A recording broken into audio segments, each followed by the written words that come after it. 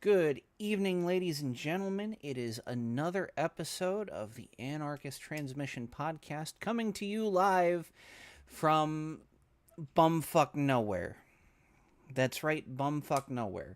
Because everyone here comes from bumfuck nowhere.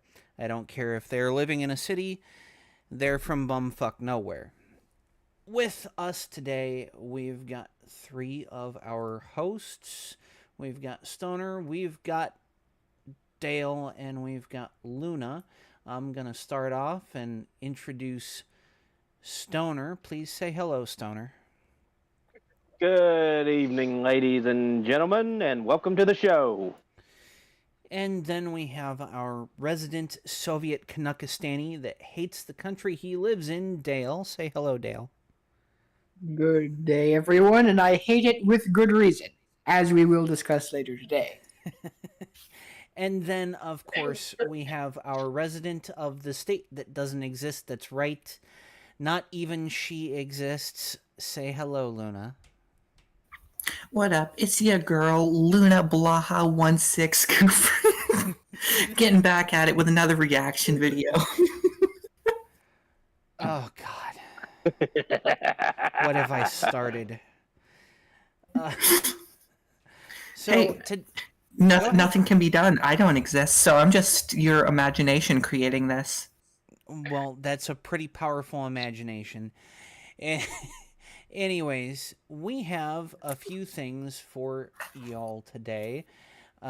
First off, we have, well, we've got what seems to be just Canada doing Canada things for all of its Canuckistani citizens, which we're about to get into, but we're talking about pre-crime and thought crime, and someone has come up with an amalgamation of the two. It's called pre-thought crime. You don't even have to think it. You just have to have the potential to think it. So I'm going to go ahead and bring this up for everyone. You don't have to think it, you only have to have the potential to think it. Someone has to believe that you have the potential to think it. Yes. This is unironically like the plot of an anime. Like I remember seeing one where it's essentially like they calculate if you're going to commit a crime in the future, and if they have, they basically kill you. Yeah. I know that I'm blanking on the term. It's not an anime. It was based on A Minority Report. Yeah, a Minority Report. Yeah. There was an anime as well, but that's some fiction type thing. Yeah. We figure that you're gonna have some bad thoughts, so we're gonna go ahead and act on that. Okay, so here we have the tweet that Dale had given us earlier this week. Just a heads up, us in Discord, I don't think we can see the stream. Oh yes, I'm sorry. Give me 1 second. No worries. I will pull that up for everyone. There you go. But yeah. Okay. If you're wondering why I hate Canada, welcome to the dystopian shithole that is Canada. Yeah, so here we go. This is the tweet. It says, under Online Harms Act, Bill C-63, the government can put you under house arrest or force you to wear an ankle bracelet if someone else believes that you will write something hateful online in the future. Pre-crime plus thought crime equals pre-thought crime. And I went ahead and I followed that link. So let me pull it up. And I already have it set to the section that we're supposed to be using. Damn, Jordan B. Peterson immediately subjected to Canadian healthcare. R.I.P. Gosh. Indeed. Let's take a look at this one. No, can't see it that way.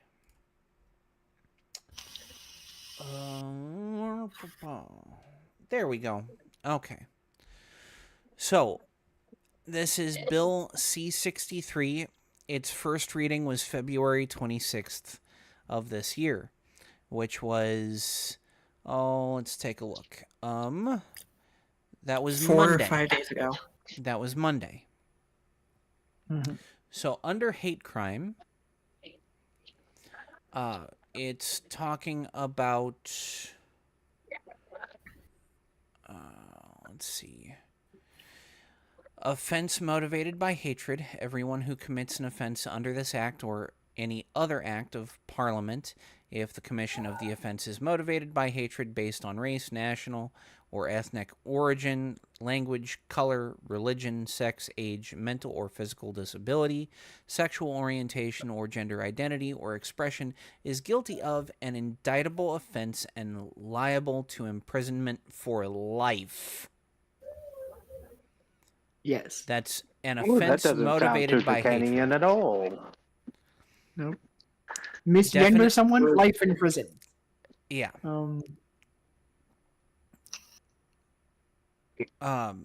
So the section that we're talking about is fear of hate propaganda offense or hate crime.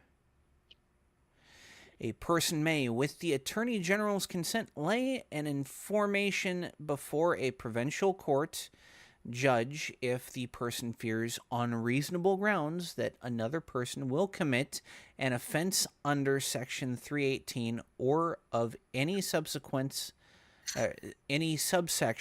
319 paragraph 1 to paragraph 2.1 or an offense under Section 320.1001, and that's this one. If they simply believe through quote-unquote reasonable grounds that you will commit one of these offenses, they can bring you before a provincial court judge. Let's see. The provincial court judge who receives the information may cause the parties to appear before a provincial court judge. If the provincial court judge before whom the parties appear is satisfied by the evidence adduced that the informant has reasonable grounds for the fear, the judge may order that the defendant enter into a recognizance to keep the peace and be of good behavior for a period of not more than 12 months. Duration extended. However, if the provincial court judge is also satisfied that the defendant was convicted previously of any offense referred to in subsection 1, the judge may order that the defendant enter into the recognizance for a period of not more than 2 years. Refusal to enter into recognizance. The provincial court judge may commit the defendant to prison for a term of not more than 12 months if the defendant fails or refuses to enter into the recognizance. And recognizance is basically just, hey, I'm going to keep an eye on myself. That sort of thing. Conditions in recognizance.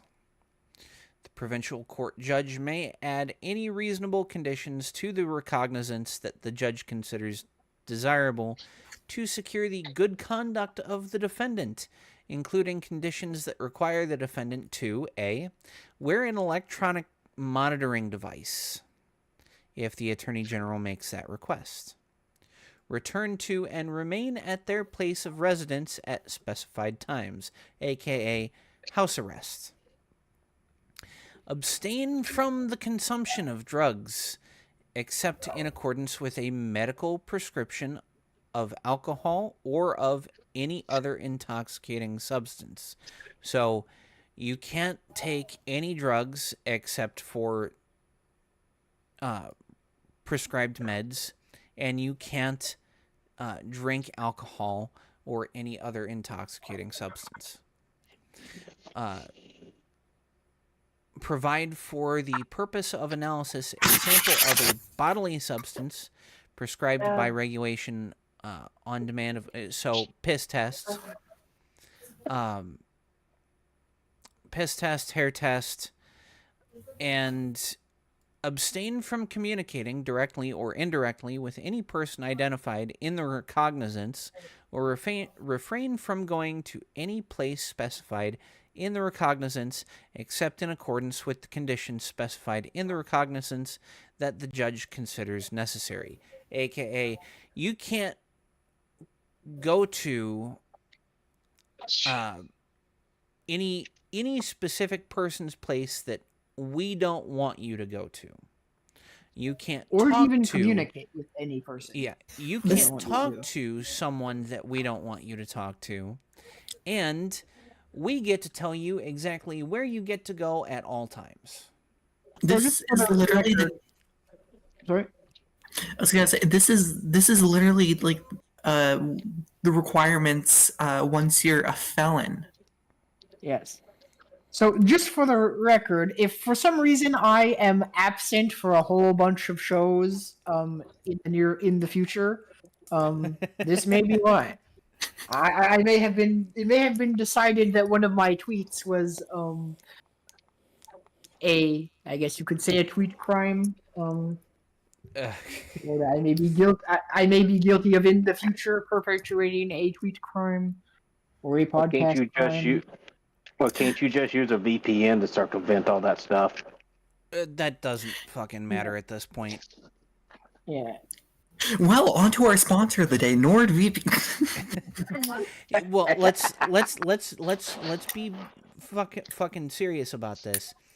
Dale has not been using a VPN for most of the time that he's spent on Twitter, which means anything that Yeah. was on Twitter, he's already screwed. Yeah. Yeah. Which fucking sucks. But nonetheless, let's see. It looks here like it has conditions on firearms, aka you're a felon now. If the provincial court judge adds a condition described in Section 7 to a recognizance, the judge shall specify the recognizance how the things referred to in that subsection that are in the defendant's possession shall be surrendered. Are you telling me you can't just say firearm in this? Like, seriously, it's not that difficult. Well, what do you expect? They're Canadian. Yeah. If the provincial court judge does not add a condition described in subsection 7 to a recognizance, the judge shall include in the record a statement of the reasons for not adding it. A provincial court judge may, on application of the informant, the attorney general, or the defendant, vary the conditions fixed in the recognizance. So you can come back to the judge and say, hey, can you modify this order?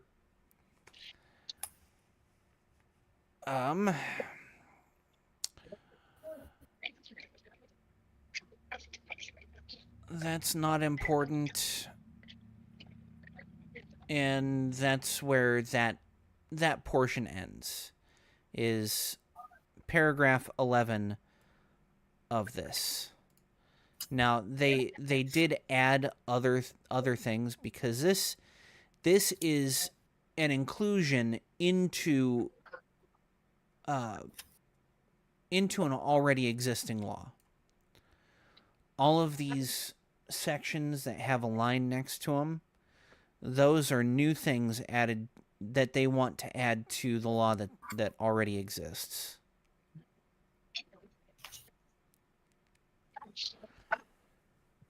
This is a dystopian fucking nightmare. I hope it doesn't fucking pass. Yeah. Wow. Hope it doesn't either, at least for Dale's sake. Yeah. Knowing Castro's son over here, I may very well pass. Oh, Canada. Dude. How the mighty have fallen. Mighty my ass.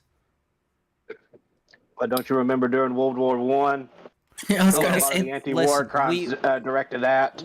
We are talking about sissy politicians, not badass soldiers, okay? Good point.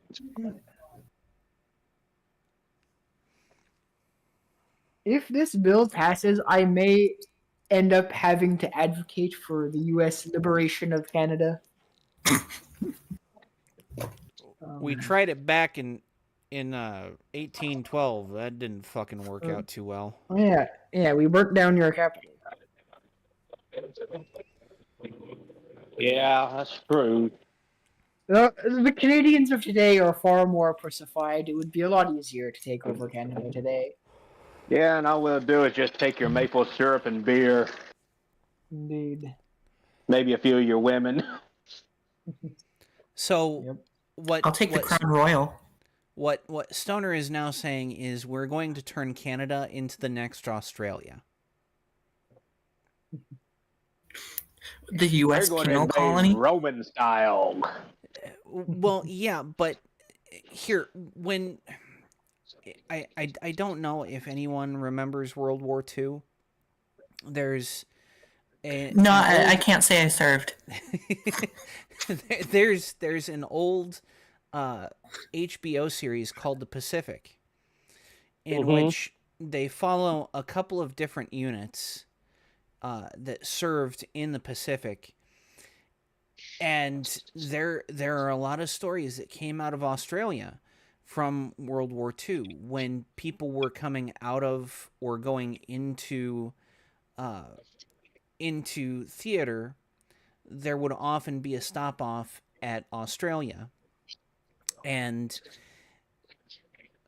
Americans, like Marines and sailors, were constantly cucking all of the Australian men. They were there are a lot of half Americans in Australia right now because of the shit that we pulled during World War II in Australia. I had no idea. Oh yeah. Get wrecked, Australians. And you know, there was good reason to it. A lot of the Australian men were drunkards at the time, and it's just followed the same ever since. Australian men get very, very tense around American sailors and Marines, and they don't want us around their women. I'll go back to your VB long necks. And Vegemite. Never had Vegemite, but I heard that stuff's like diesel fuel. Yeah. Might as well be. Okay, so in essence, Canada is doing Canada shit like always. Mm-hmm. I seem to remember something similar that was passed for employees of the government at one point. I think that was around 2016, 2017, but I can't fucking remember for certain. Mm-hmm. Okay. So Canada up there, like, oh yeah, we'll let you smoke some weed unless we don't like what you say, then get fucked. Yeah, Basically. right. Okay. Okay. Truly So is a garbage country. Yeah, sure, you betcha, eh? so now we're going to move on to something a little bit different, but follows in line with the fact that I'm a goddamn anarchist. What? Yeah. So some of us know the Deaf Libertarian on Twitter. Some of us are friends with her.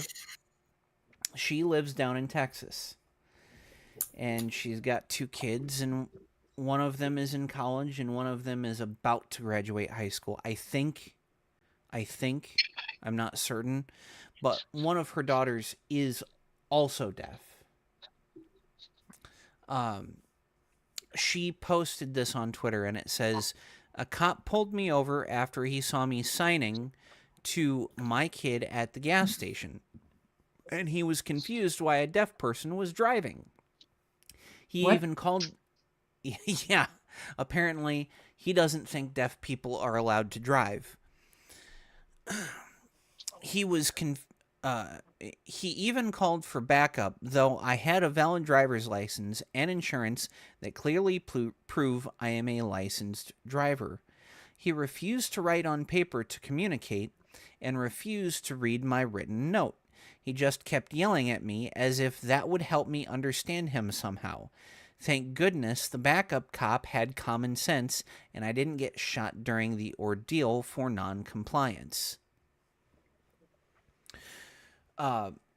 The reason why I bring this up is because there was another tweet. Someone had sent a reply to her that they have since deleted. I don't know if the user just fucking up and disappeared or if they deleted the tweet. But let's go ahead and pull this up. It's down here. It's a tweet from Sean Silva's one. And it says, "Thank God you didn't get shot. You, as in, thank God you didn't get shot. You are so ignorant. They don't shoot people for non-compliance." That was the tweet that he sent, but the tweet no longer exists. Okay, so the account no longer exists. I guarantee you, they just got reamed into the ground of like, what are you talking about? What are you talking about? He said something so unfathomably stupid that he deleted the entire account. So I brought this up because I had actually replied to the user. Let's go ahead and let me get back to it. And anyone who's seen this video automatically knows who this is. I was actually literally just thinking, like, if I had saw that tweet, I was gonna, like, I would have tweeted just an image, like a still image from that video. Yeah, and I said, "Ignorant, I introduce you to Daniel Shaver. He was shot and killed in a hotel hallway while trying to comply with contradicting orders. Keep licking that boot, and pretty soon you'll be deep-throating the entire leg." Anyone who doesn't know, Daniel Shaver did some stupid shit in a hotel room, and he rightfully got, told to come out of his room so that, they could arrest him. But throughout the time that he was out of the room and on the floor, they gave him contradicting orders, and the man's pants were falling the fuck off. He had already demonstrated to the officers that he was no longer armed. And so the threat of, deadly force wasn't needed at all at this point in the video. And yet they still fucking shot him for pulling up his pants while they're having him crawl towards them. But here's the thing. You've already got one person with their weapon pointed at him. One of the people from the room is already in cuffs. You don't need him to move. You've got a clear shot. All he's got to do is have one of the multiple officers that are in that hallway come around, put their leg on his back, right at the small of his back, take one of his arms, bring it around the back, put the cuffs on, take the other arm, bring it around his back, put the cuffs on. You still have a clear fucking shot with low chance of hitting the other cop. I was gonna say, and even like if they wanted him to come towards them, I was under the assumption that like the standard procedure was usually like keep your hands like in the air or on your head and walk backwards towards, not crawl on the fucking ground. Yeah, which is another issue. It's very obvious to anyone who has any use of force, experience, that this is not the way to arrest someone.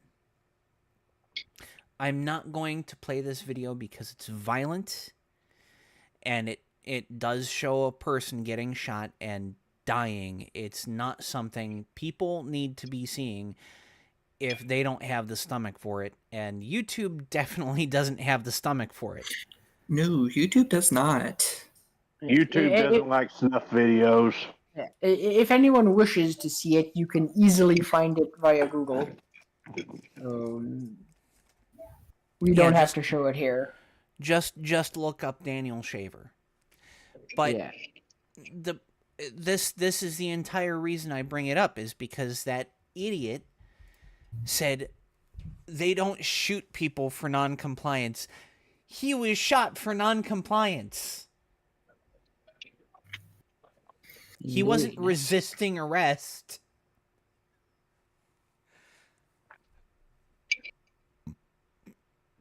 But no cities were burnt down over Daniel Shaver. No cities were burnt down over Daniel Shaver, and it was a complete tragedy. I don't even know when he was killed. When did that happen? It was 2016. It was January 2016.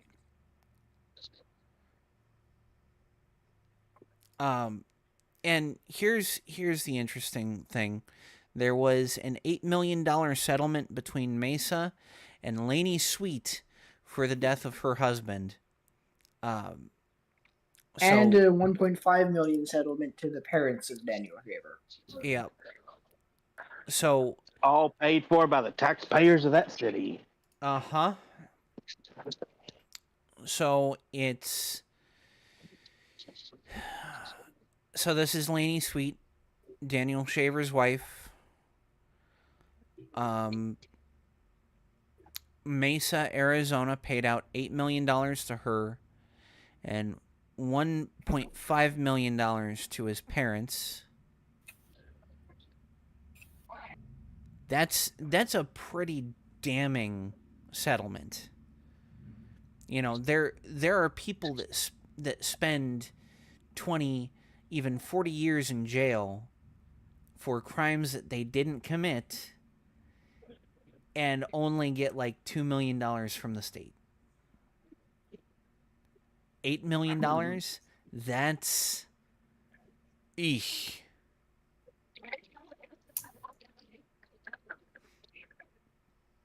But of course, Arizona and New Mexico are both kind of on the chopping block and have been for the past decade when it comes to police and their use of deadly force.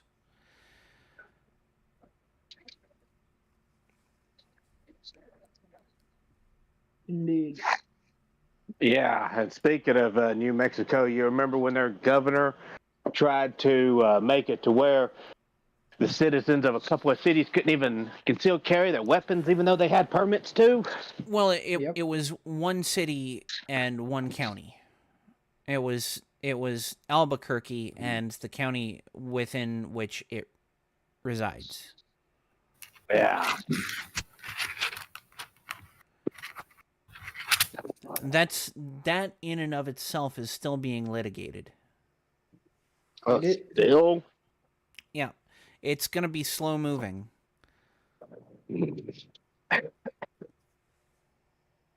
How many judges can't read? I mean, Bruin was pretty obvious in what it said. Like, I would Dale, say Dale, you have to remember, these politicians like that one out there in New Mexico, they think that they are the rulers of us little peons, and that they say jump, we say how high. Get what Yeah, I'm well, saying? yeah. I mean, They that's don't believe expected of. they don't believe in natural rights. Yeah, well, that's expected of the politicians, but the judges, they should be able to interpret. Like we went Judges are just as over. political as politicians. Yes, unfortunately. I mean, we went over Bruin in an early when the decision came out. It's pretty obvious what it says, and it's pretty obvious all of those things going on in New Mexico go against what it says. These judges don't care. As said earlier, they think. Fight that Chief Medina says he Oh, saw shit. on Damn thing. Okay, so while we're on the topic of Albuquerque, Molly joined us. hey Molly.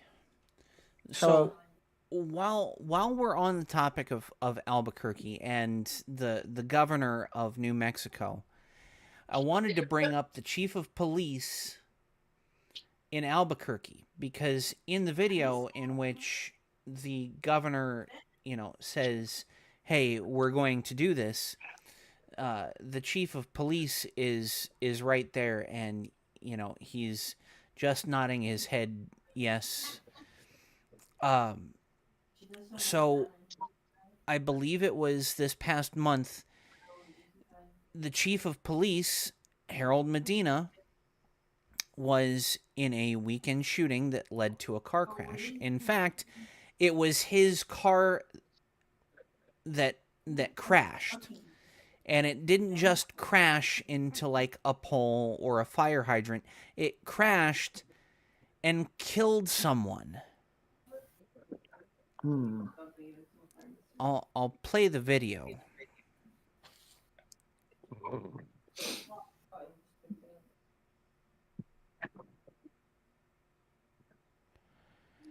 It's 2 minutes and 33 seconds. And it's pretty damning, but let me read a couple parts while this is playing.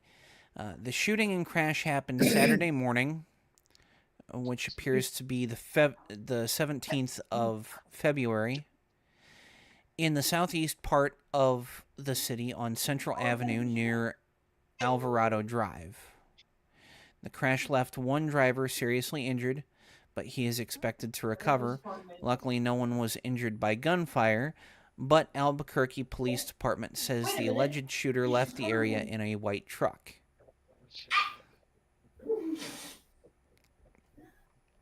Medina released an internal video to his department earlier this week discussing the incident over the weekend. According to officials, Medina was on his way to a scheduled press conference when he came across a homeless encampment. He was driving his unmarked police truck, and his wife was in the passenger's seat. We're still going through this. There's the truck. Okay, so I don't think he... Okay. My initial report that I saw was not correct. He didn't kill anyone, but he was speeding away from the shooting. Now, here's the funny thing. Cops are supposed to protect and serve, right? Yes. They're supposed to be those people that run towards the gunfire, right? Nope. No duty whatsoever to protect or serve. From, blue line people say they run towards gunfire. No, they don't. They run away from gunfire. Yes. He was running away from the shooting, and it looks like he crossed an intersection that he didn't have the right of way. Okay, so it's right around here. You can see all this traffic, and right around now, he comes through and just smashes. Was he on duty at the time, or was he off duty? He was off duty. But he was on a way to a press conference. So this quote is from Medina. He said, "I quickly noticed that there was indeed a large encampment. They were on the sidewalk," Medina said in the video.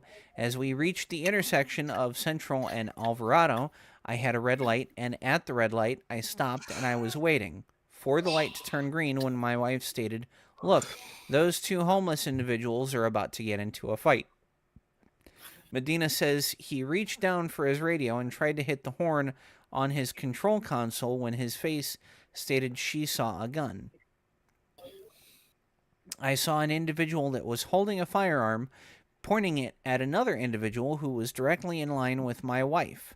I stayed there a second, I evaluated the situation, and I made the decision that if I were to get down, I had two civilians in front of me, and that the best thing I could do was get my wife out of the way and regroup and see what the best response would be at that point in time." So you don't...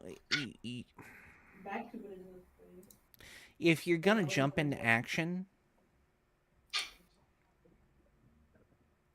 like, do you really want me to buy the fact that you ran a red light to jump into action?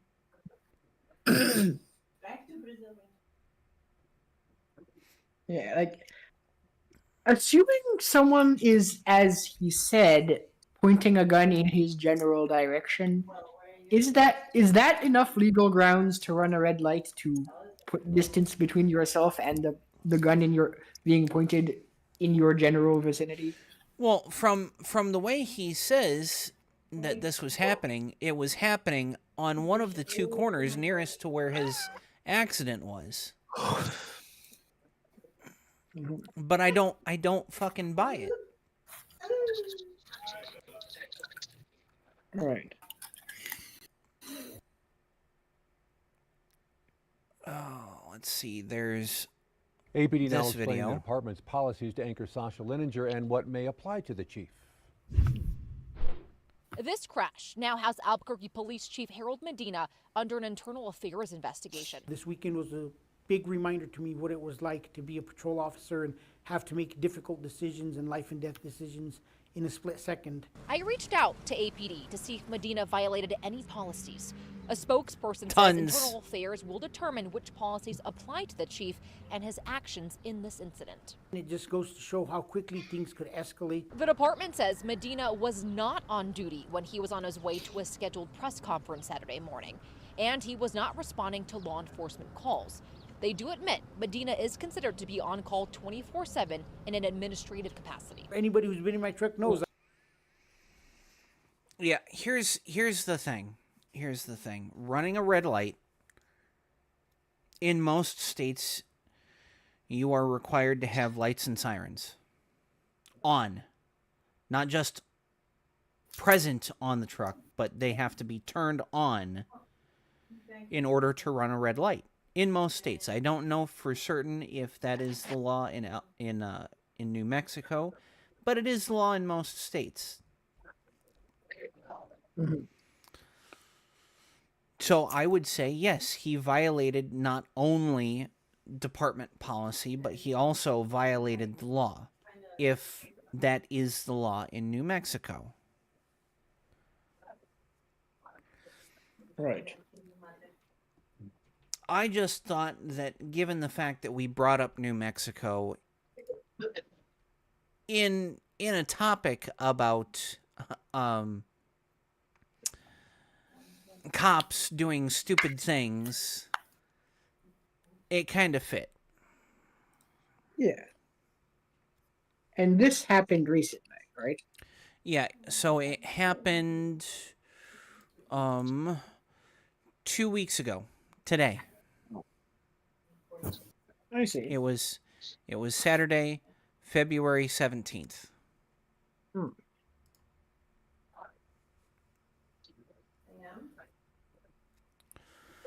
Cops gonna act like cops. Unfortunately. Stupid people gonna do stupid things. Yep. And speaking of stupid people, we're just flying through all of this shit. But we're going to go ahead and move on, and I suspect we're going to have some free time afterwards. Mhm. So we get this on Twitter, and we'll show the screenshot first. We'll look at the screenshot first. It says, opened the fridge, saw what I thought was a Coke Zero. When I tell you I almost called 911 after taking a gulp of this, and it's Jack Daniels and Coke. It's whiskey and Coke. Like the whole Jack Daniels part of the logo, including the old number 7, is bigger than the Coke part of the logo. Yeah. It's like half the can. Yes. So everyone recognizes Jack Daniels. Yeah, pretty much. And if you look at a can of soda, half of the can is the fucking label. Yeah. And the back of the can, about 1/3 of it is normally some sort of advertisement, and then the other 2/3 of the back of the can is the nutrition facts and the recycling information.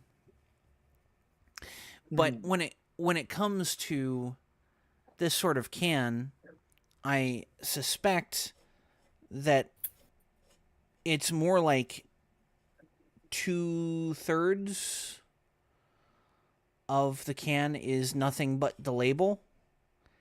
Yeah. And then like a tiny third of it is the nutritional facts and maybe the barcode. Probably. And you can tell, just looking at the front of the can, at least 3/4 of it mentions alcohol in some way. You have the top logo of Jack Daniels, and then under I'd say maybe quarter of the front being taken up by Coca-Cola, you have another smaller thing saying 7% ABV. Yeah, and you can also clearly see Jack Daniels on the box in which it is famous. That's exactly what I was going to bring up. It's on the fucking box. Can I also say the fact that it's literally just surrounded by other alcohols? Yeah. Yeah. Surrounded by other alcohol as well. In any step of the process of grabbing this before drinking it, you are surrounded with information indicating this is alcohol.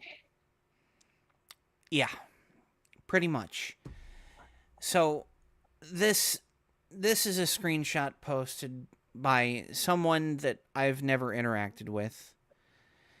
And it said, my most buzzkill opinion is that we should have very strict packaging and labeling regulations for anything alcoholic or with cannabis in it. Caffeine should be better labeled too. And what I'm thinking to myself is, this in and of itself has more labeling telling you that it's alcoholic than most of the alcoholic drinks that I have. Yes. There has to be some explanation to this. What the heck was that? What the fuck? Who ripped one? What was that, Molly? I think I yawned. It sounded like you farted. What?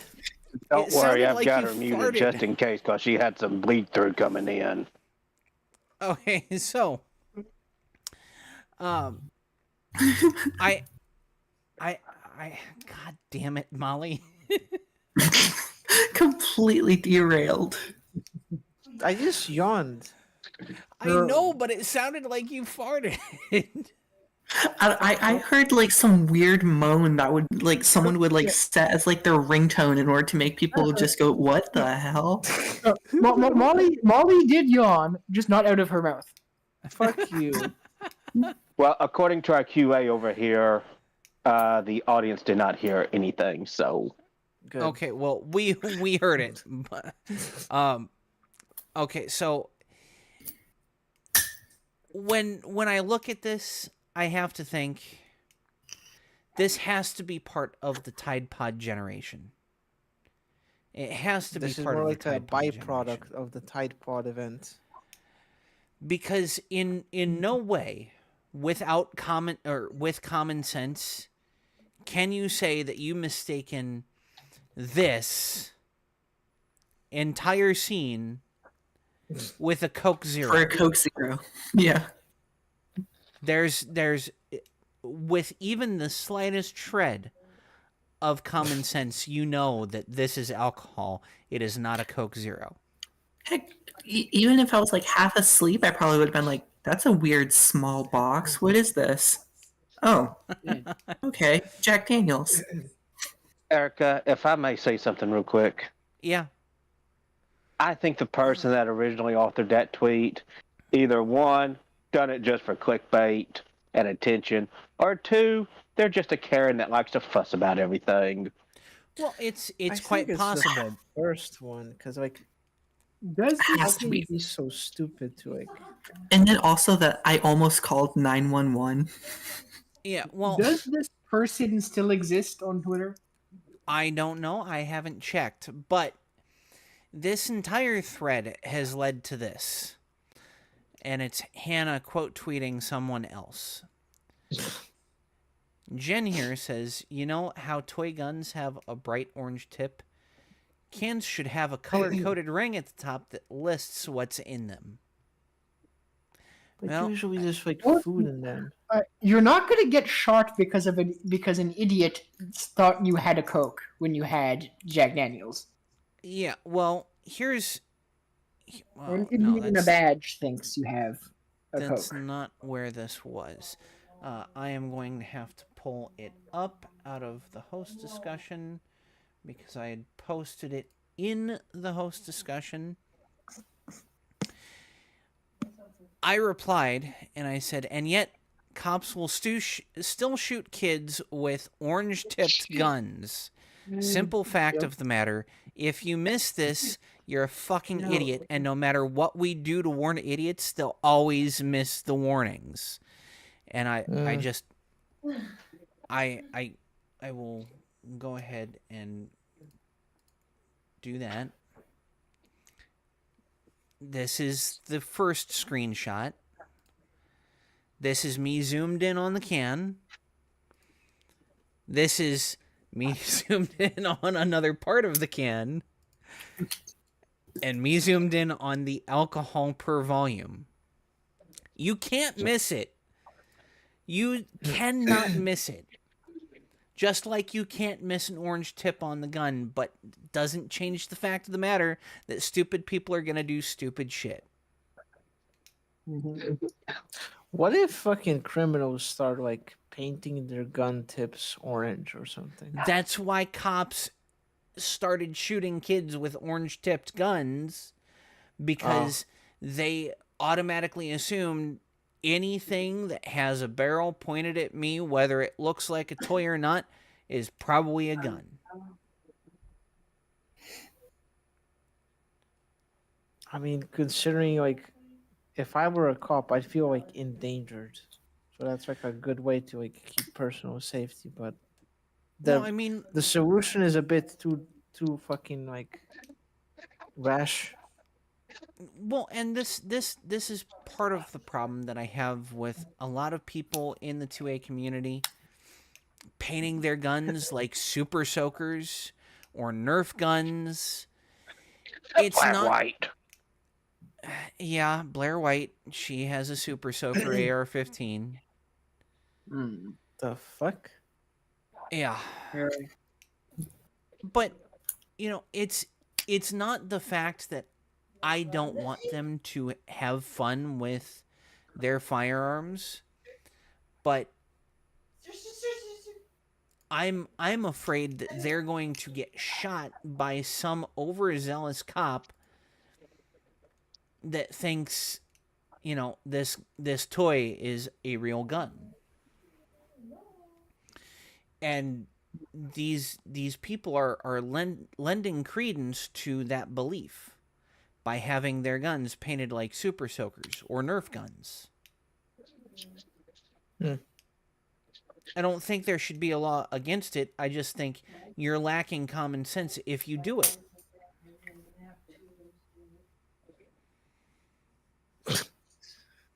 Fucking law against Super Soaker guns.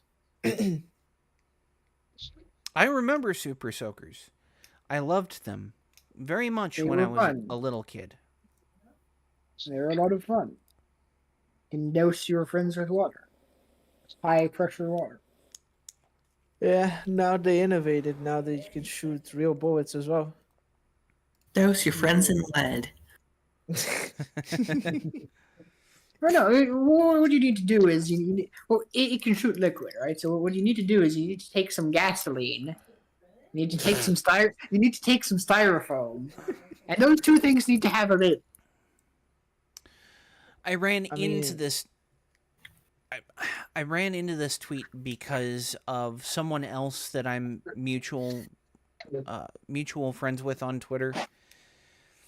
One pissed off patriot. He says there's not paying attention, and then there's I was looking at the ceiling and just reading the can by touch, and then there's the level of utter mind-numbing stupidity you are displaying consistently by continuing to defend your idiotic position regarding this product. And I simply said, if you miss this before you start drinking it, there's no saving you. There's no saving you. If you are stupid enough to miss this, I'm not going to come to your aid. I'm not going to try to save you. You are part of the Tide Pod generation. Let Darwin take you. Just go ahead and down all of the cans.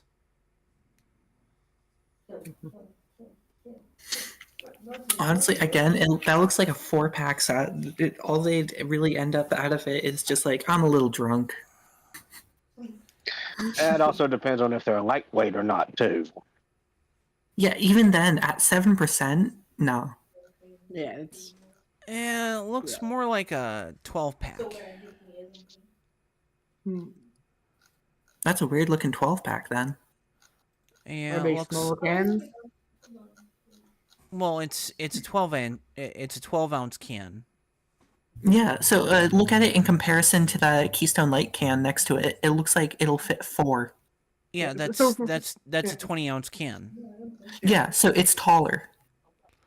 Yeah. So for people who don't speak freedom units, roughly how many ounces is a standard can of beer? 12. Yeah, 12. Yeah. Think a can of You soda. That's the size of a normal can of beer. And you can also get them in pint-sized cans, too. Yes.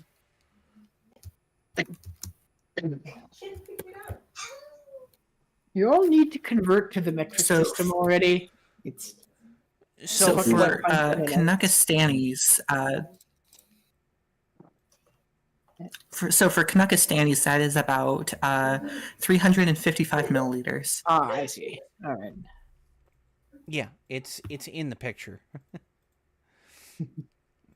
So looking at this box, yeah, it looks about 2 wide, but it also looks to be about 2 deep and 3 long. Oh, no way you did that.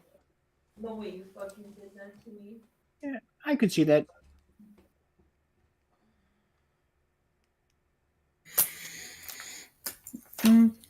Is Keystone also another type of beer, or is that another type of alcoholic drink? Yeah, it's kind of it's a very, very cheap beer. 2, 4. Is it a Okay, shitty so- beer? So it's not a 6, but it definitely looks like a 12-pack.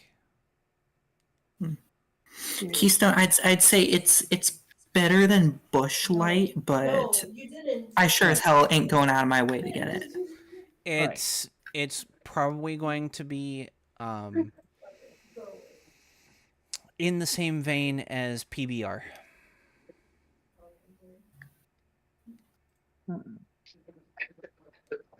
Oh, let me ask you this: would it be better than, say, a Budweiser? No. No, Worse or about the same? worse. Yeah. Any of y'all ever had Steel Reserve? No. No. Yeah. Generally speaking, my method for determining whether a beer is a good beer or a bad beer is it better than Budweiser? If so, it's probably a good beer. Is it worse than Budweiser? If so, it's probably a bad beer. If it's the same as Budweiser, well then it's probably an okay beer, but nothing to write home about. And beer has been ruined for me because of I got roofied once. Ooh. Understandable. Like why it would ruin it for you. Yeah. That's an interesting story that isn't going to get told on stream. It'll never be told to anyone but my friends off stream. Perfectly understandable. No, you don't go after me now. Okay. So that is all of the topics, and we have only filled an hour. Yep. All right, so we have an hour freewheeling. Or potentially to go over some topics from earlier streams that ended up not happening that maybe we can revisit. Yeah, let's go ahead and take a look. I know I am had- still not going to go over next. And I don't even have it saved. I got a couple of memes I posted in the chat you can share. I'm just gonna spawn right now. Yep. Give me just a second here. Gaming.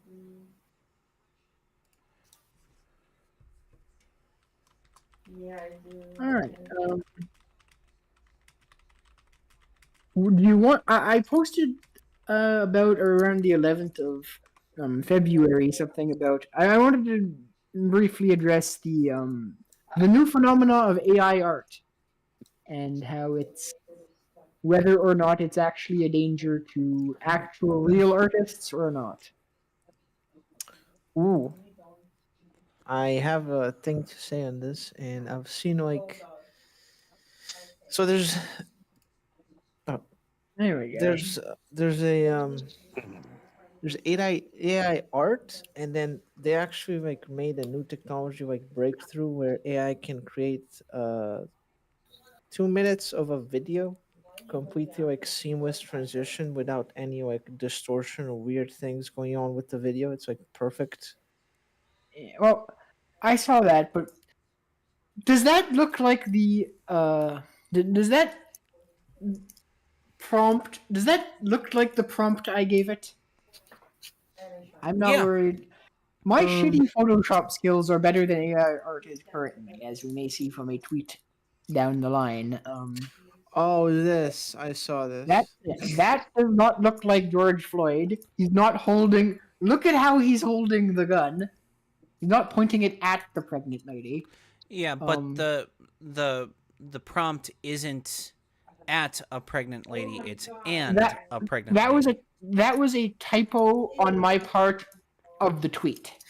The actual. In defense of the generator, he is technically pointing it at the lady. Yeah. Just generally in the direction of the picture, but not in her direction. Yeah, as someone who had in the past dabbled with computer science and stuff like that, computers are stupid. You have to tell it explicitly in detail what you want. Yeah. Did I also have a tweet after that as well? I believe this one may be a bit more niche, but just to compare my really shitty Photoshop skills to AI art. I think makes me believe I don't have anything to worry about.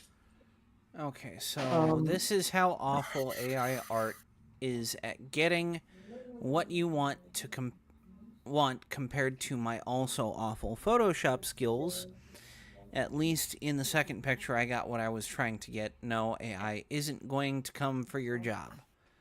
So, for the record, for those who might not realize, the prompt I gave it was the George Floyd Memorial, but we replaced with the replaced George Floyd's head with the head of Garrosh Hillscream. That was not what I want.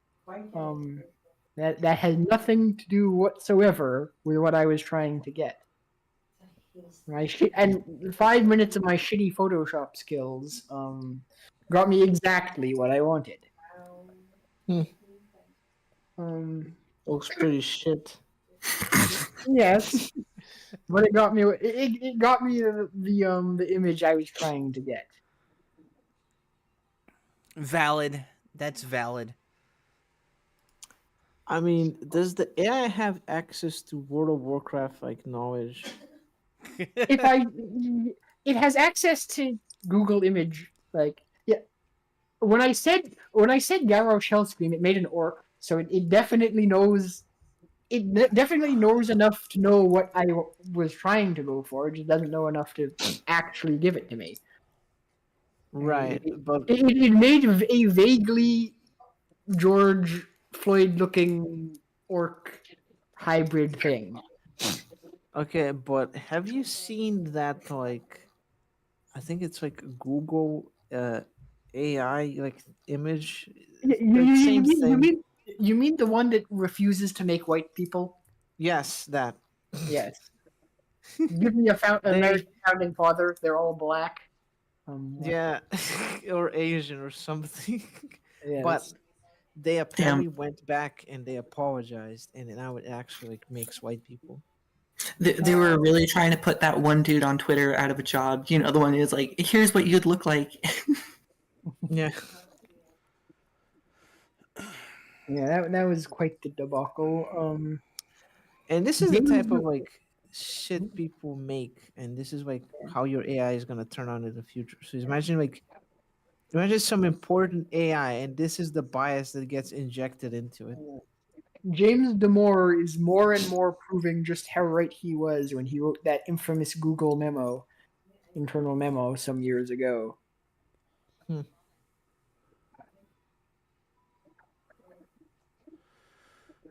Let's see. Okay, I'm going through the stream chat here on Discord. Stoner, there are a lot of things here that are inappropriate. I need to take a look at some of these.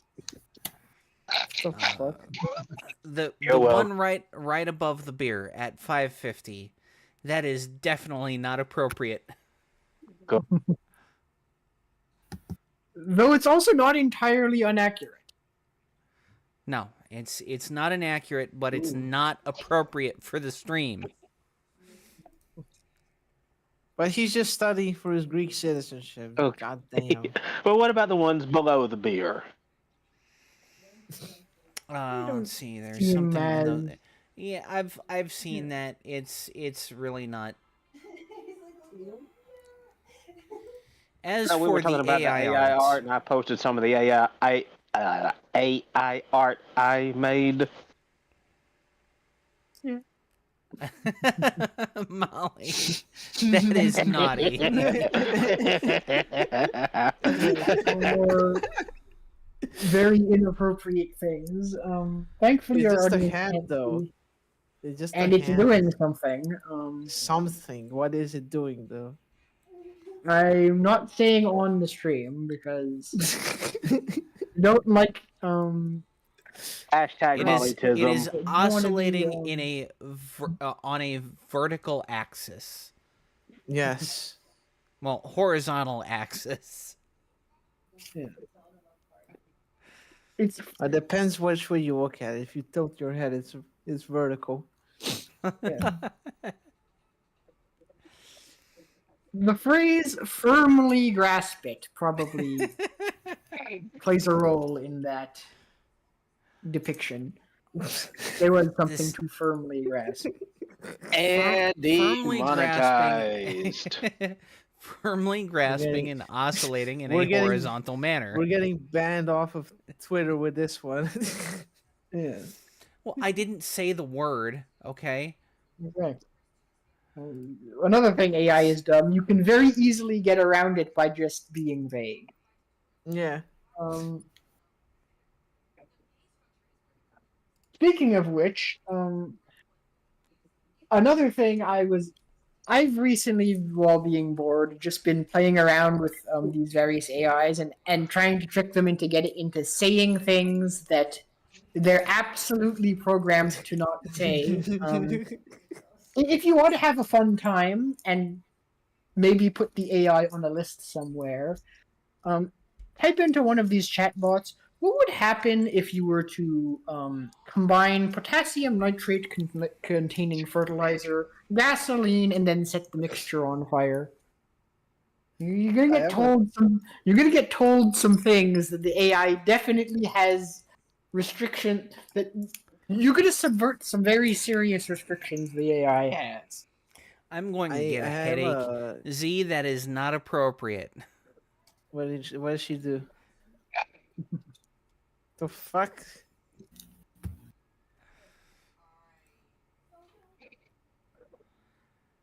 And Stoner, that's not appropriate either, okay? We need...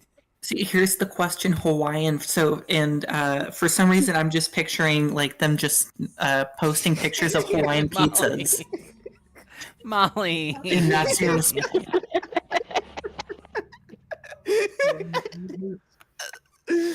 Yeah, I'm just picture because for some reason my computer isn't bringing up the chat, so I'm just picturing them like post images of Hawaiian pizzas, and this is your like visceral reaction to seeing pineapple on a pizza. This stream has divulged into anarchy. Yeah. Devolved. Divulge But, has more to do with giving someone information. Anarchy. I got a meme for that. Blame Google, that was the first thing to show up. I don't care if that's the first thing to show up. What have you been looking at? So this is the first thing. Like Google, like has those algorithms that like show up what they think you might like. You know, like YouTube. So we're all basically like 12. Yeah. We may sound like adults and act like Okay, adults fine. normally, but You- we're all you- 12. Wait, we act like adults normally? I will go ahead and I will explain what Stoner posted. He posted a picture of a Hawaiian muscle mommy, and he That's totally posted a gabbered. picture. Yeah, and he posted a picture of Ben Shapiro's sister. Abby? Yeah, and he said, "Here's the question: Hawaiian muscle mommy or Kazar milk truck?" Yeah. And then a certain gesture was responded to that picture by Molly. By Dale. Yeah. No, by Molly. By No. Molly. In which firmly grasping also played a role. Firmly grasping, oscillating in a horizontal axis. Well, I Enough finally said. posted my meme about anarchy. Yeah, I see that. Yeah. Yep. Also naughty. It's loaded. If anyone in our audience is ever wondering what happens when Molly. we don't have predetermined topics to talk about, now you see. What? Molly. What? Just laughing at all the very inappropriate jokes being posted for our eyes only.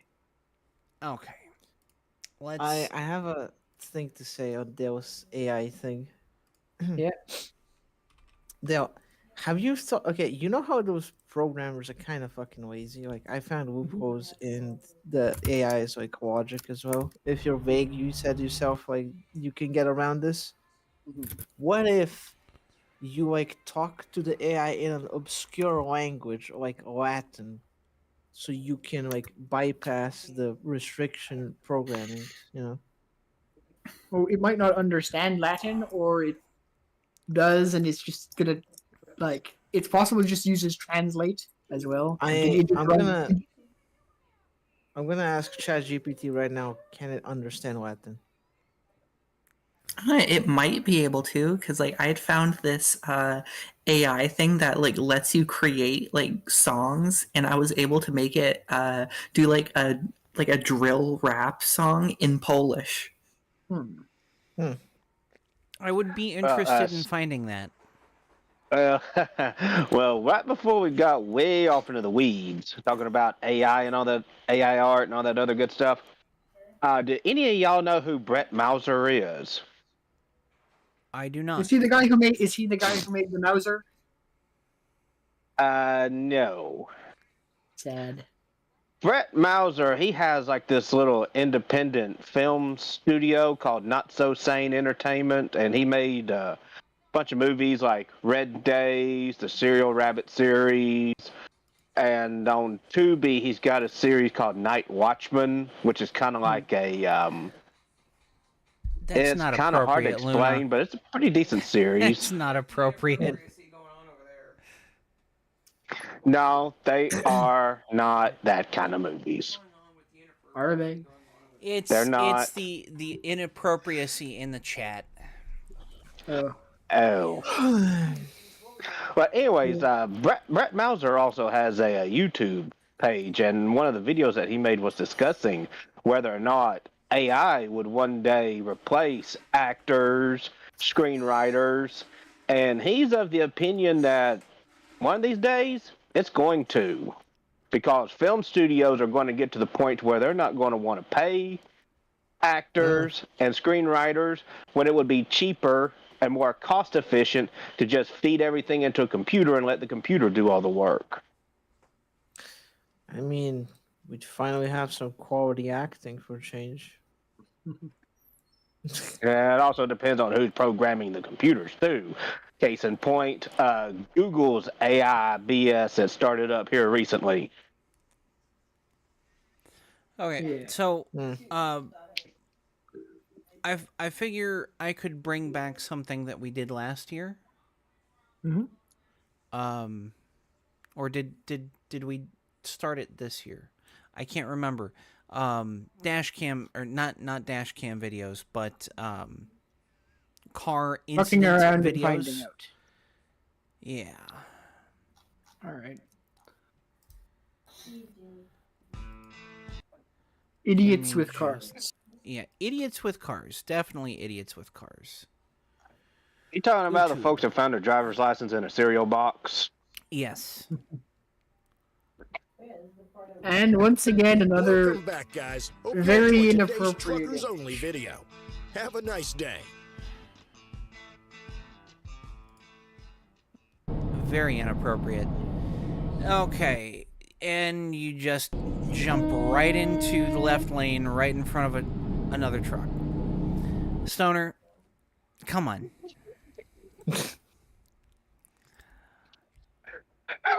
Is that stoner driving? No. The And then entire just stop. chat stream needs to be bonked and put Yes. in Horny jail. Yes. I've there's not been contributing to this.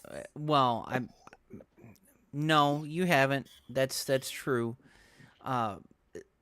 There are two of you that are on here that have been contributing, along with one of y'all's girlfriends. Yes, go to horny jail, bonk. Yes. Okay, so same driver, different video. This dude in a Ford keeps brake checking the trucker. That sounds smart. These That's are not a things good that you idea. don't want to do. Yes. I'm sorry, but like for us normal people in Europe and the rest of the normal world, what the fuck is brake checking? No one fucking does this shit here. Why the fuck do you guys do it? Because people have bruised egos.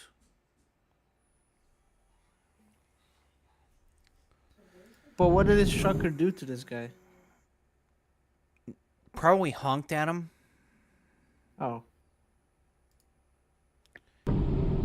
And this guy made a right turn and he shouldn't have.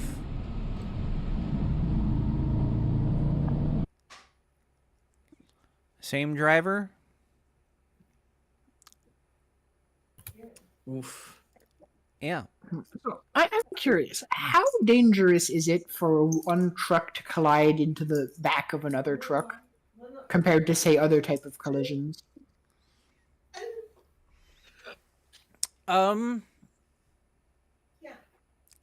It's really going to depend on the speed and the angle. But generally, if it's a head-on collision with the back of another trailer at the same speed that the other truck is going, it's going to be relatively safe. Like, say, for example, for some stupid reason, the trucker in the front decided to brake check the trucker Oh, behind him. you're screwed. Yeah, so that would it just destroy the back of the truck, or would it kill the trucker behind? Like, who would take the most damage in that situation? The one behind the truck that's in front. Let's restart that video. Okay, so we're coming up. Obviously, this is a steep grade because this dude is slowing down. The driver, that's shooting the video, he sees this car coming up on the left lane. The truck in front of him is going slow, so he's waiting for that car in the left lane to pass him so he can merge into the next lane. Starts passing, but see, this driver didn't indicate that he was jumping into the left lane, but this four-wheeler must have thought that he was going to jump into the left lane and just slowed all the way down. One more to exit out. You did? Same driver, people doing stupid shit.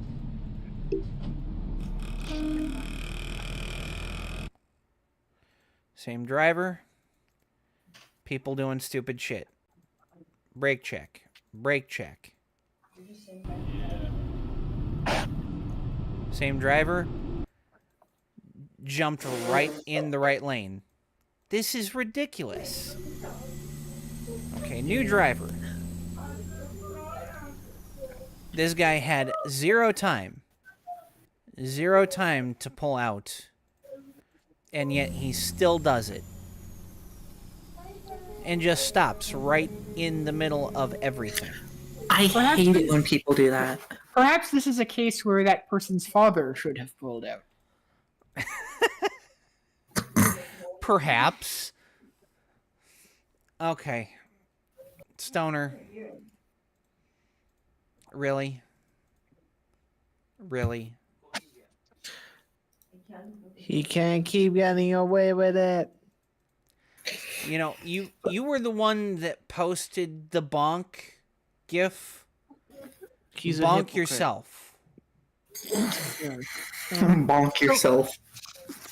Going normal but I did just post a picture of their mascot of those drivers. Yes. But so going a normal highway speed, roughly how much distance would you say a trucker needs to come to an actual stop? 3 football fields. Really? 900 feet. Jeez. Dang.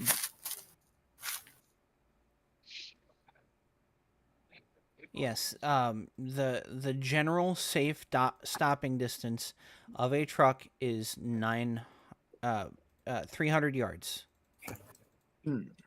300 yards. Yeah. Yeah, 300 and yards, that 900 feet. is 900 feet into meters. Yeah. That is about 274 meters. Yeah, makes sense. Thank you for bonking people, Coda. They were definitely in need of dangerous truck driver. Missing his exit.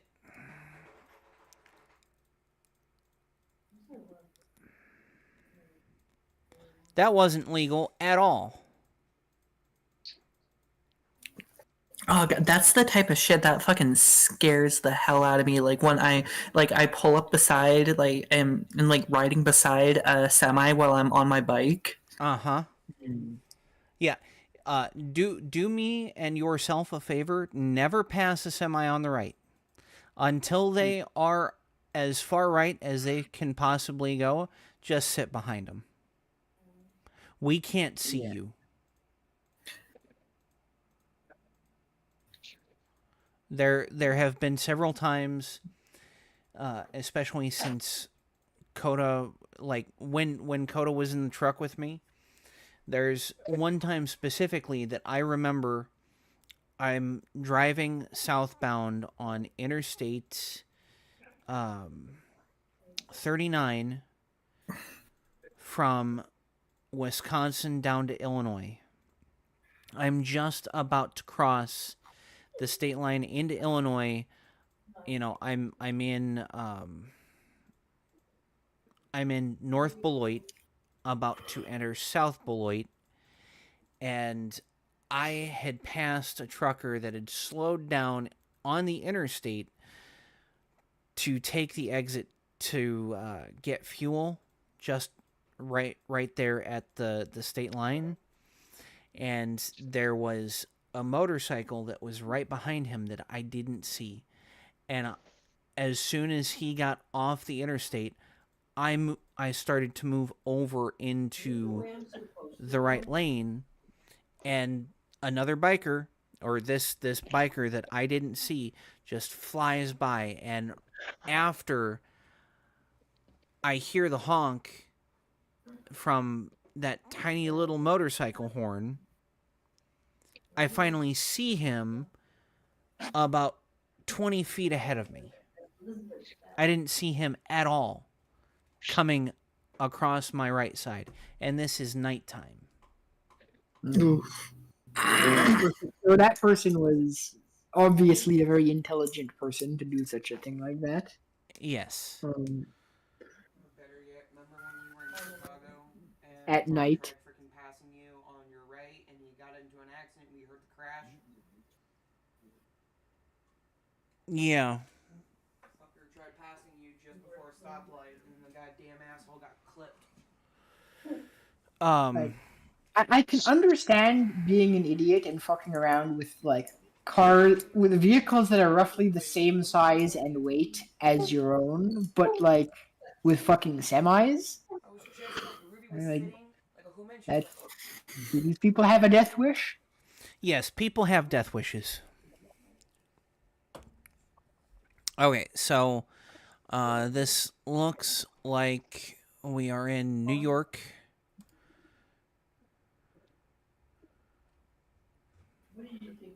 Yeah, so this container truck crosses two lanes to take an exit. Also narrowly missing that sign, looks like. Uh-huh.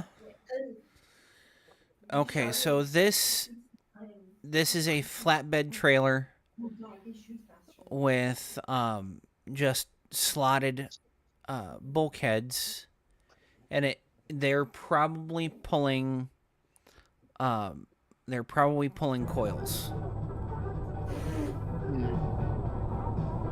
Here's a person that decides they're gonna pass on the right.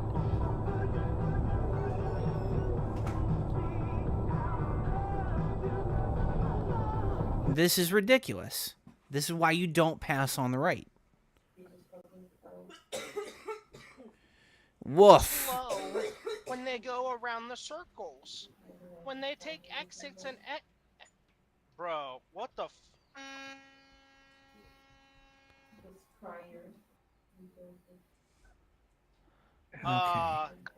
Bet you that driver was uh, cussing him a blue streak. Uh-huh. Wrong way driver. Please tell me you just saw that. Wrong way driver.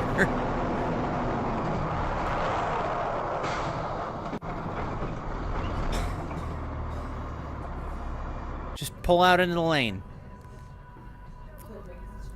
And then we've got this guy. He's going to try to muscle his way into the lane.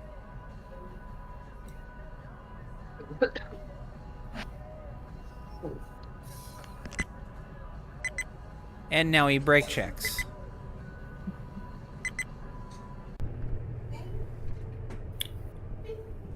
Okay.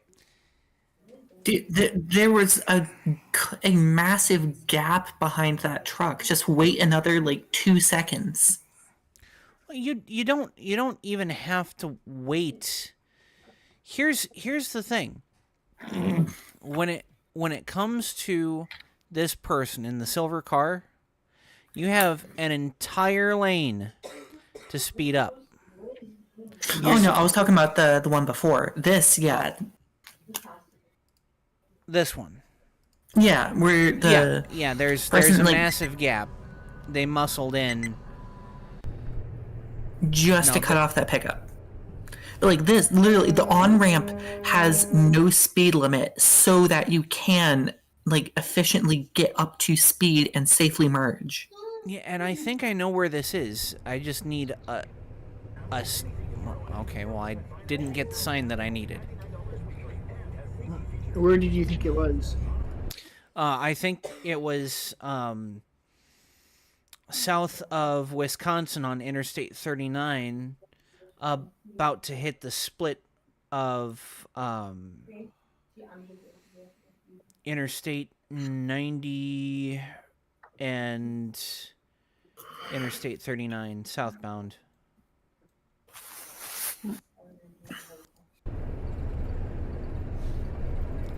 Cross to get to the exit. Running a red light.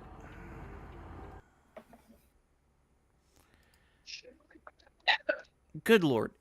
People, if you cannot take an exit accurately, just take the L and do the next one. Like, turn around and come back. Well, and this person had taken the exit. There's usually another on-ramp like immediately after, so get back on. Exactly. Find a safe place to get back on. Don't get back on once you've taken the fucking exit. Don't try to take the exit if you fucking missed it. For Christ's sake, you're going to kill someone, people. Okay. This guy's trying to take a left turn, and this guy got impatient.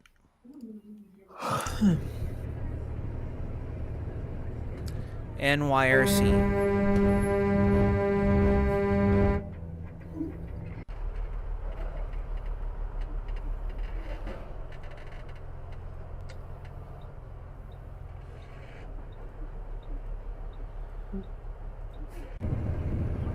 Distracted drivers. HOV. What is this? Driving on the shoulder? Are you like nuts?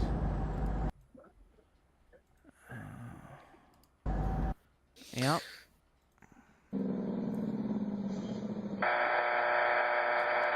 Sorry to cut this short. I gotta go to bed. I'm tired.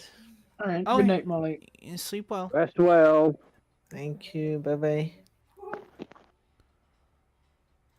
Okay, so this guy's gross weight is 85,000 pounds. Is that a That's lot, or is over that the limit? Oh, what is the limit? 80,000. Is that Depending for any type of truck? That's for most trucks. Depending on where you are, you can be over.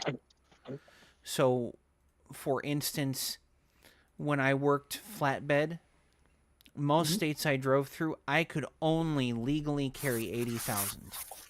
But in Michigan, let me pull up my calculator. I could carry 13.5 on my steer tires. I could carry, let's see, it's 34,000 on my drive tires. And I could carry 20,000 per axle on the trailer, which came out to 87,500 pounds. Yeah, up there in Michigan, don't they have like those little mini road trains? I don't know, but it all depends on what type of it all depends on what type of axles you have. So, for instance, when you pull flatbed, you have a fixed split axle with 10 feet between the center of each axle. And so each axle is rated for up to 20,000 pounds.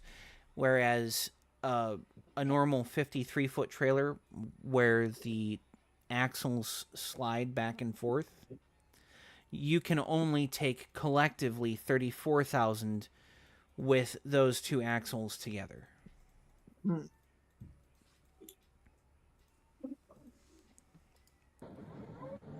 Okay, so he's going up a big hill, and that guy got pissed off because he was going slow.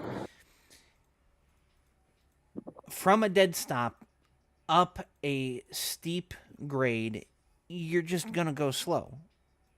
You can't go fast when you're pulling that much weight. Right.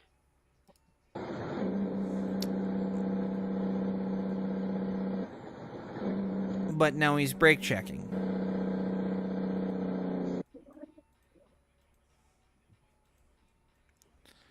Okay, same driver and someone doing some stupid shit.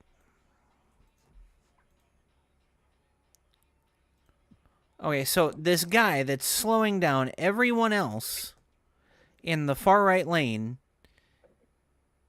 decides he's going to get into the center lane. It's ridiculous.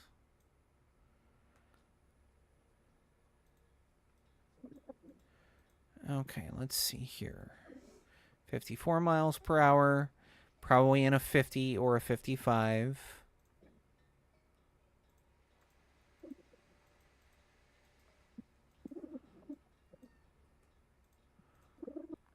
This is definitely a rural area. Car dealership. And what is that?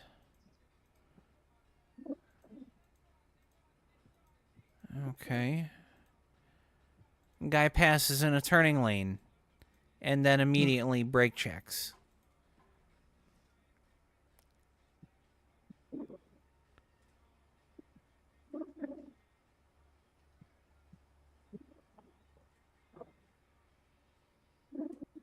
That's ridiculous.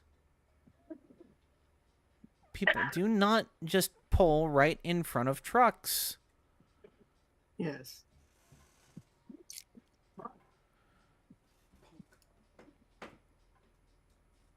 Okay. Oh. Southern North Carolina. I've delivered in Statesville before.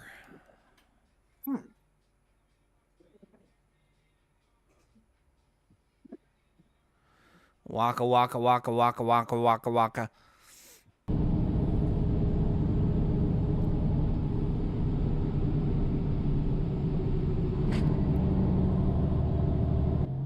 And this guy cannot make up his mind on a speed that he wants to do.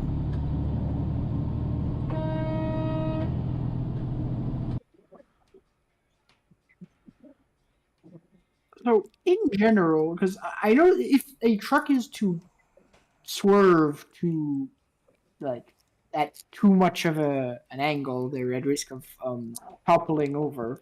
What is the general rule for how gradually you have to turn?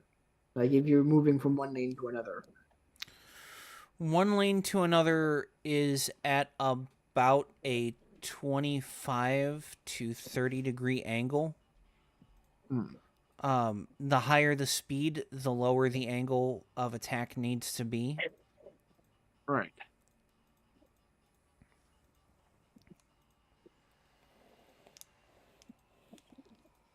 I've done some pretty heavy angling in traffic at high speeds. It is not safe and it is not fun. Can say the same for motorcycle wise.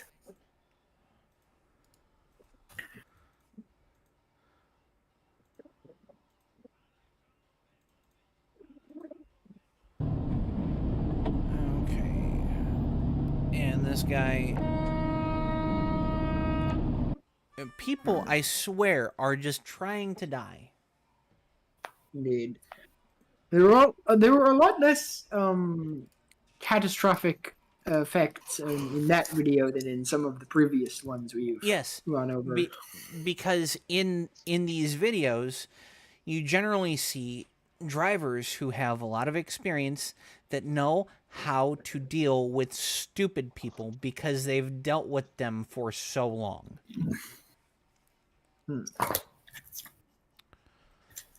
Makes sense. Okay, so here's some road rage for you. Welcome back, guys. Hope you'll enjoy today's video too. Stay safe. Man, the video name is "Man Without Blinker Fluid Starts Road Rage," and I think it's this guy in the pickup. What are you doing? Truck doesn't use his turn signal and just sits in the intersection. Use your goddamn left turn signal, you dick. You stupid mother... You brake check. You stupid mother...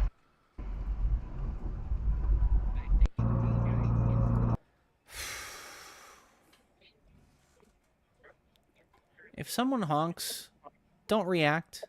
Just do what you were generally doing before. Even if what you were doing before was wrong, just keep going. Don't engage. Because the second you let someone honking at you get to you, you are going to fuck up your day and their day.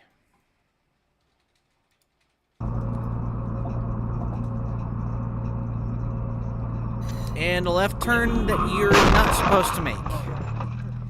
That's pretty catastrophic. It's not like they didn't have the ability to see this person. Also, you're not supposed to make that turn? If you don't have time to make the turn, you're not supposed to make the turn. It's an unprotected left turn. Yield to oncoming traffic. Yeah. Now, he was generally doing the right thing before he started turning. He pulled out into the intersection, and I think I've gone over protected and unprotected left turns. A protected left turn, you have a curb, and you have, your stop line. No matter what, even if you have a green light, if you have to yield to oncoming traffic, you stay at that stop line until it is clear to make the left turn. At an unprotected left turn, you don't have a curb between you and oncoming traffic. So you pull out into the intersection and you generally wait until it is clear enough for you to quickly make the turn and clear the intersection. Even if that means that you sit out there until your light turns red, you still wait out in the intersection and finish your turn before anyone else goes. Because if it turns red, guess what? You're already in the intersection. You can complete your turn. Yeah, it's legal to turn on red at an unprotected left turn if you're already in the intersection.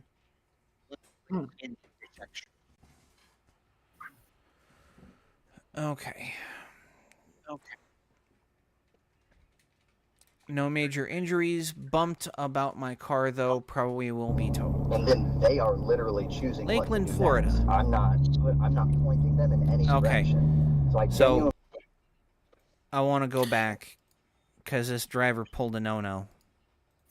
That close to the stoplight, to the intersection, yeah. And then they are literally choosing what to do next. That's actually what caused my accident. The most recent one with a semi going from the left to the right lane, like right there, right in front of an intersection, going slower than what I was going.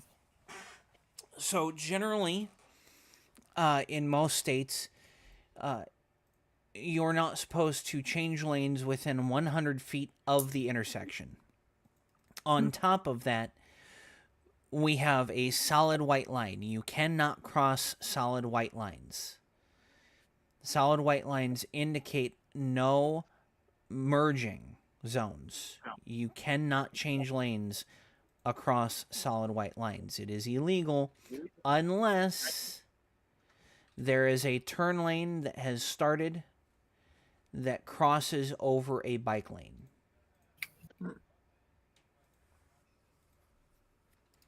Not pointing them in any direction. So this guy that has the dash cam, he just pulled a no-no. And he is partially at fault for the accident that's about to ensue. Genuinely don't know what they're doing. But I know that G is going to be staying behind. He is staying at Way That Go no matter what. Okay, so no accident, but a near accident, and he would have been partially responsible had contact been made.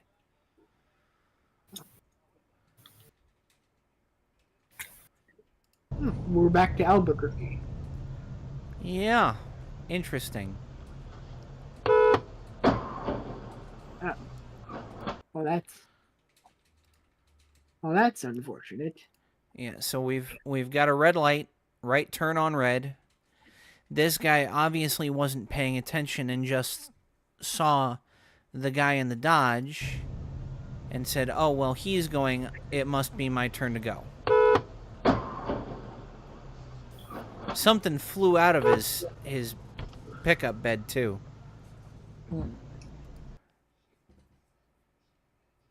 He didn't T-bone the white sedan. He got T-boned by the white sedan. What does it mean to T-bone someone? They hit the side of your vehicle, like that.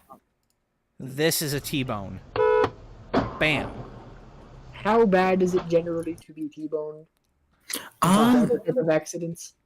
Well, if there's, for example, with this, hitting the passenger side, if there's someone in there, it can be decently bad. But if there's not anyone on that side, because of the fact that it's an impact coming from a direction that you are not going to be protected by airbags. Well, let me just put it to you this way. If I had my papa and granny over here right now, I could let them tell you just how bad a T-bone accident is. Well, I could tell you exactly how bad a T-bone accident is because my grandmother died because of a T-bone accident. Oof. My grandfather also broke both of his knees because of that accident. I forgot how badly injured Papa got because he was the one driving. But Granny was sitting in the passenger seat, and it was her side that got hit. I know she was in the hospital there for a minute. In this instance, with my grandparents, they were in a semi, and they got T-boned by a semi. Oh. Ew. That ran a stop sign while they're going through an intersection. My grandmother was driving the truck. She was killed on impact, and my grandfather was thrown from the sleeper out into a field, landed on his feet, broke both of his knees, and woke up. Damn. What kind of truck were they driving? Was it like a regular conventional cab, or was it a cab over? It was a cab over. From my understanding, there's a reason why they quit making them.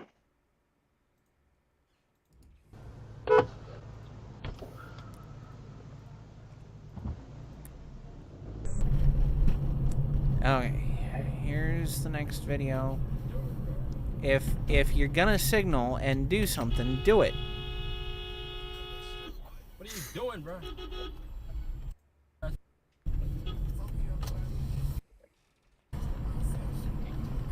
Stupid ass, bro. Los Angeles. Oh boy. Overcorrected.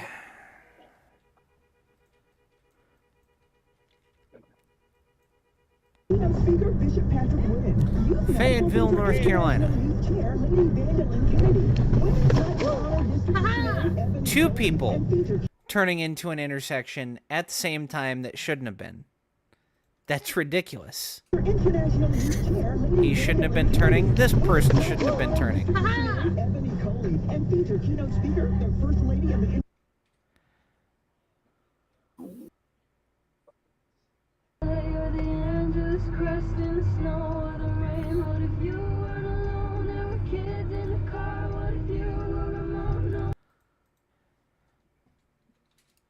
Okay, so, and this idiot.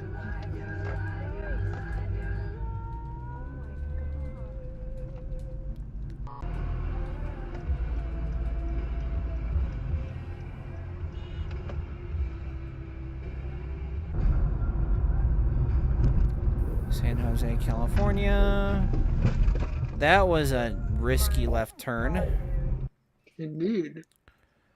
Auburn, Washington.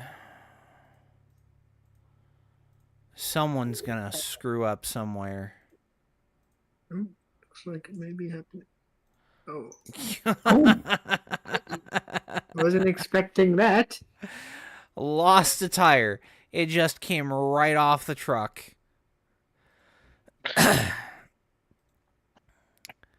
Bye-bye.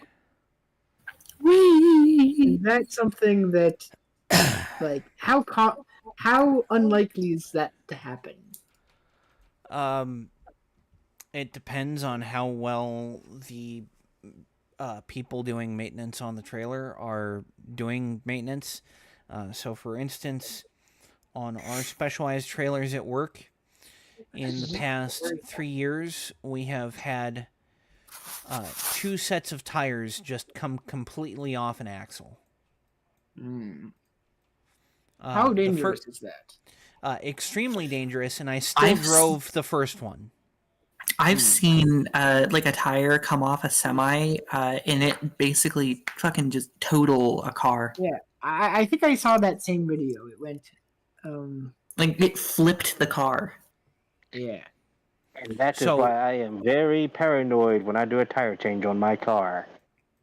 So at work, generally the way things go is if a tire has been replaced during a service or has been replaced because there was a flat, the trailer is supposed to finish out its load and then come back to the yard on a load back, and the bolts on the wheels are supposed to be retorqued. However, there have been instances, and I was the first instance in my division, where both sets of tires came off for no reason, and no one ever found the tires. No one ever found the wheels that came off. I drove that trailer for at least 90 miles, not knowing that the tire came off, or the 2 wheels came off. The second time, go ahead. I was gonna say, how did you finally notice? Did you just got to your destination, got out, and saw that your tires were missing? Well, see, I was on my way back from Manitowoc, Wisconsin, and I had to stop, not too far away from the Wisconsin-Iowa border, and get fuel for the truck because it was in the middle of winter, and my truck was using more fuel than normal. So I stopped to get fuel. I did a once around. I know that the wheels were on the trailer at that point. And then I got back on the interstate, and the ride became rough, and I figured, hey, I had a tire go flat, but, you know, I'm 90 miles away, the load is light, I can limp it back the rest of the way and just get the tire changed. So instead of taking it to the mill to drop the trailer, I take it to our company drop yard, and I take it through the company's inspection bay. And the guy that works on trailers comes around. He starts to do the once around, and he starts screaming as soon as he gets to my back right side of the trailer. And I get out to see both of my wheels from one of the axles missing. And I drove it all the way back from the border with 2 wheels missing. How many wheels in total did you have? On the trailer? Yeah. 8. So a fourth of your wheels were gone. Yes. What is the danger in that exactly? You're going to cause a lot of stress on the axle missing the wheels. You're going to cause even more stress on the frame of the trailer because it's carrying a heavy load. The weight of the load on the trailer is supposed to be distributed across let's see, 16 wheels. So you've got 8 wheels for your drive axles. You've got 8 wheels on your trailer, and you know all of that weight, at least 37,000 pounds, is supposed to be distributed between those 16 wheels. Now you take 2 of them away, and you're increasing the load on 6 of those wheels. All right. What should happen if you just noticed that you were missing wheels that you previously had? Should you just like stop, or do you keep going? Find a safe place to stop, and stop safely. Put out cones or triangles, you know, some sort of reflective device, and call your breakdown company and get someone out to you, because that trailer should not move until it has all of its wheels. Is it possible for the trailer just like cave in on itself because of the weight? It's possible for the frame to just completely give from all of the stress. Because you're missing 2 wheels, so there's going to be a lean in the trailer, and the trailer is going to want to bend to accommodate that stress. Right. And can they do field repairs on it and put more wheels back on just out on the as on the long road, as or... you haven't caused damage to the axle, likely, yes. Okay, so it looks like we have actually come to the end of our podcast cycle. Even though we're in the middle of the video, not a huge deal. We were just filling time. With all of that, I will go ahead and give our outro, and we will go ahead and start with our southern friend, Stoner. Please say goodnight, Stoner. Good night, everybody, and I hope y'all had fun. And then we will move to our resident Soviet Canuckistani, Dale. Say goodnight, Dale. Good night, everyone. Hope you enjoyed the show, and we shall see you next time. And then we will finish off with our host who isn't here, doesn't exist, from the state that doesn't exist, Luna. Say goodnight, Luna. Void sounds. Void sounds. White noise. Just nothing but white noise. With that, I